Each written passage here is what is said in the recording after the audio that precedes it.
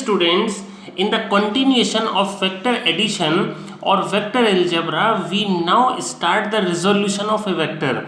This resolution of a vector is used for adding two or more vectors. So we have done the number of methods to add vectors, like drawing method was used to add two or more vectors. Then we discussed the triangular law of vector addition. Then I explained you the parallelogram law of vector addition in detail along with the special cases. Now this is another method. This is easy and very useful method for addition of two or more vectors, or number of vectors are added using this method of resolution of a vector. Okay, so what is the use of this resolution of a vector? Resolution of a vector has one application in addition of two or more vectors. There are other applications of this resolution of a vector, okay, but addition of vector is one important application of resolution of vector. Now let me tell you what is resolution. So students, you know vector quantity has magnitude as well as direction. Suppose this is a vector OP, we have drawn in xy plane. This OP vector is represented by this line, and this is vector A suppose, and this P point has component this x, ax and xy, x coordinate ax, y coordinate ay, and this vector is making an angle theta with the direction of x-axis, positive x-axis से theta angle पर this vector is drawn. So student, first you remember when resolution is done. Resolution means dividing the effect of a vector. Dividing the effect of a vector in two different directions along the axis and perpendicular, means along and across. Okay, so horizontal component and vertical component. So this is a vector drawn making an angle theta. If I complete this triangle OPQ, then I can write this OQAX and PQAY. So if I use my cos theta in this right angle triangle, so I can write cos theta is equal to base upon hypotenuse. So base is OQ and hypotenuse is OP. So this is AX and this is A. You know magnitude of vector A is given by this A. So AX is equal to A cos theta. So this is called the horizontal component of vector A, and this is along the line. So you can remember, so when you require to resolve a vector, directly you can remember that if a component is making an angle theta with the vector, then line making an angle theta is the cos component. So AX is equal to A cos theta, and usually this is called horizontal component of vector A. In the same right angle triangle OPQ, if I write my sin theta, it will be PQ upon OP, AY upon A, or AY is equal to A sin theta. This is called vertical component. So first of all you should remember that horizontal component, vertical component are perpendicular to each other. The component along the line which is making an angle theta is the cos component, and the perpendicular component is the sine component. So simply a vector is resolved, or a vector is divided into cos component and sine component.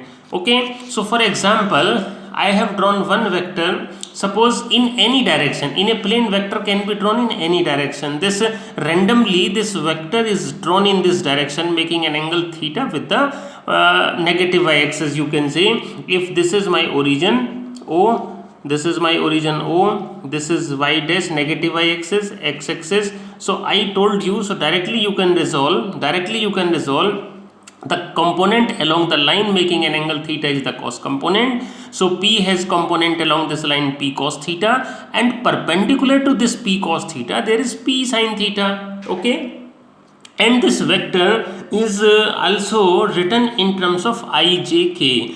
I have already told you that the unit vectors I, J, K are also used to represent a vector. I is the unit vector along x-axis, J is the unit vector along y-axis, and a vector is also written in the components. So Ax is the x component, so it is written with I. Ay is the y component, so it is written along with j. So A vector is equal to Axi plus Ayj. This is another way to write. So from here my Ax is equal to A cos theta and Ay is equal to A sin theta. Okay, if you square and add these two, this magnitude can be written magnitude is given by square root of is sum of the square of coefficient of ij, I coefficient ax square plus j coefficient ay square, then square root gives the magnitude of vector, and coefficient of j upon coefficient of y component upon x component gives the direction,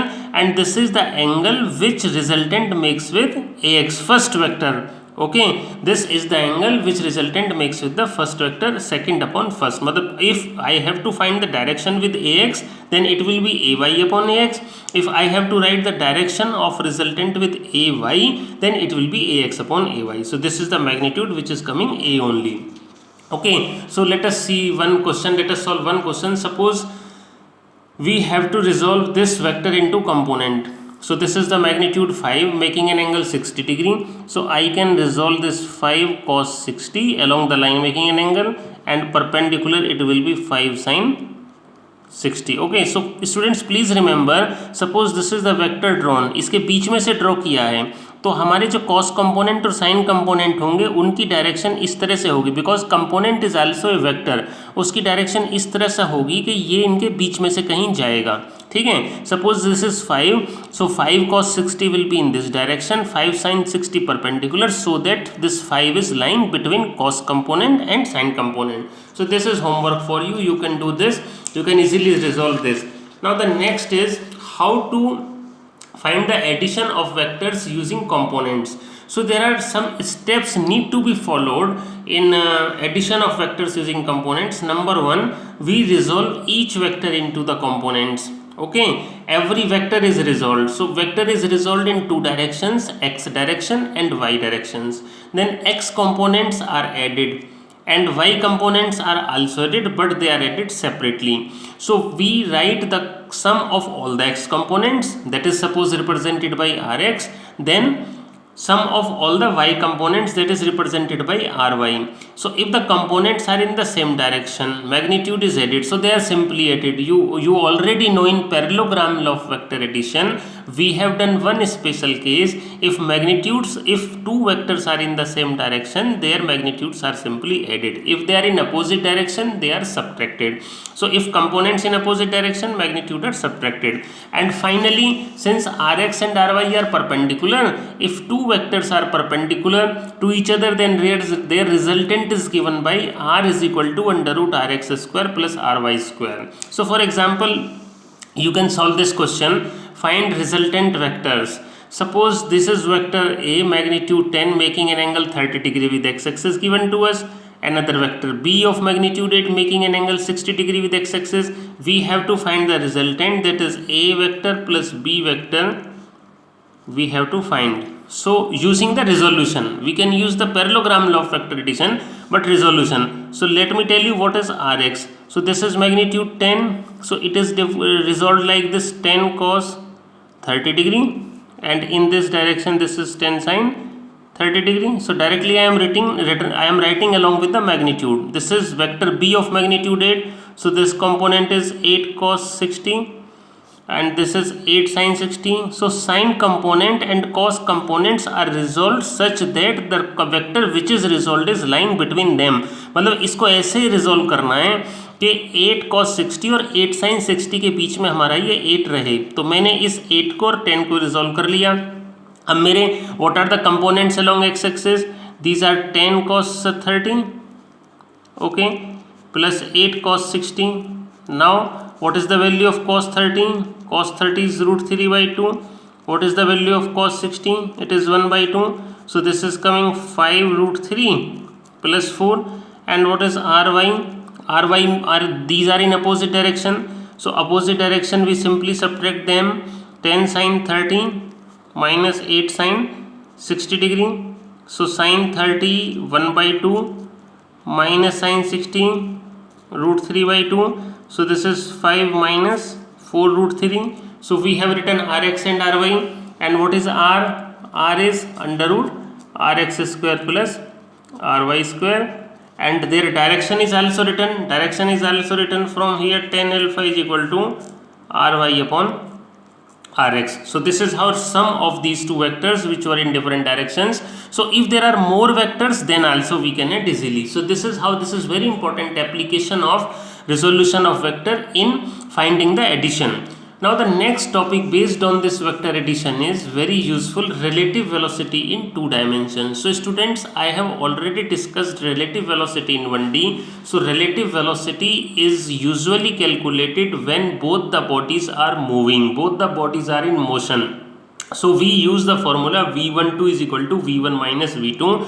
If two bodies are moving with velocities v1 and v2 respectively, then relative velocity of 1 with respect to 2 is equal to v1 minus v2. This v12 is the relative velocity of 1 with respect to 2, v1 minus v2, where v1 is the velocity of body 1 with respect to ground. This is also the velocity of second body with respect to ground. It is also written as, suppose I have to write v1, I can write v12 plus v2. हमने suppose ये गलती से लिख दिया है ऐसे, तो इसको सिंपल है v1 is this side, v2 is other side and v12 is here. So v1 is equal to v12 plus v2, और I have written like v2, so it will be v21 plus v1. This is for remembering the result. So same formula when v12 is equal to v1 minus v2 is in two dimensions. When two vectors are subtracted, then if v1 and v2 are inclined at an angle theta, then what is the direction of minus v2? Minus v2 is opposite to v2. So angle between v1 and minus v2 is 180 degree minus theta. So when these two vectors are inclined at 180 degree minus theta, so we will use the parallelogram law of vector addition, a square plus b square plus 2ab cos 180 minus theta. And students, cos 180 minus theta, what is cos 180 minus theta? These are trigonometric equations which you need to learn, is minus cos theta. So all you will study in mathematics. So using this formula, parallelogram law of vector addition, we get the equation for relative velocity v12 is equal to under root v1 square plus v2 square minus 2v1 v2 cos theta, and then the direction of resultant v2 sin theta upon v1 minus v2 cos theta. So in addition we take the angle theta, in subtraction we take the angle 180 minus theta. So when 180 minus theta is taken, then this theta is replaced by 180 minus theta, and here we get the negative sign in the magnitude of resultant and in the direction of resultant. So we'll continue in the next class. Okay, thank you and thank you so much.